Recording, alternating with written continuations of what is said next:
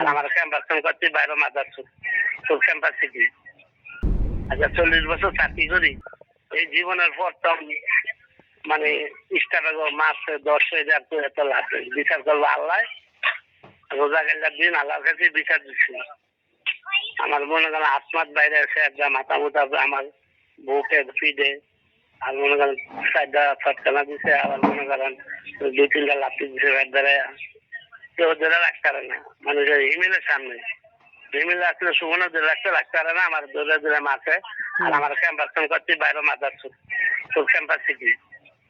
আমি ক্যাম্পাসে চাকরি করি সব বাইরে অঞ্চল, এই বাইরে মানে মনে করেন এখন দৌড় বেড়ে আইয়া ভাস্করের সামনে সে আড্ডা বাইরে মনে করেন ধরে রাখতে পারে না কেউ, হিমেলের দরকার ধরে রাখতেন না, সুমন সর্দার ধরে রাখতেন না, পরে আর মারটা চাইছিল কি করবো ভাই।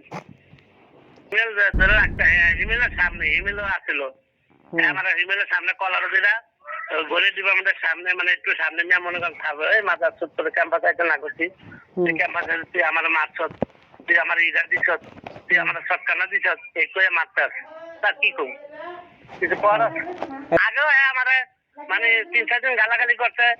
আমি মানে গেদে আইয়া বিচারে আমার বিচারে গেদে আইয়া আমার বিচার আগে জিরা কেউ তোর সেক্রেটারি কেউ ওরা না করছি ক্যাম্পাসে একটা না করছি খেলা করতে না করছি, আমি খেলাবো যাই না খেলাবো করলি না, মানে গেটে দেখলে গালাগালি করে, মানে আমার তো দেখে না ওগুলো গালাগালি করে, তো ওরা কয় ভাই আমরা আইন না আমরা দেখলে মারবো, তো কি করবো ক্যাম্পাস থেকে ছেড়ে যাবো গা এই ক্যাম্পাসের ভিতরে আর কি। আর কি করবো বিচার করবো আল্লাহ, রোজা গেলে আল্লাহর কাছে বিচার দিচ্ছি। আমরা যদি আমাকে মারো না আমরা কথা আমরা মারতাম না, আমাকে একটু মামাটা মা করে চুরি করবে, এই চারটে কিছু করার নেই।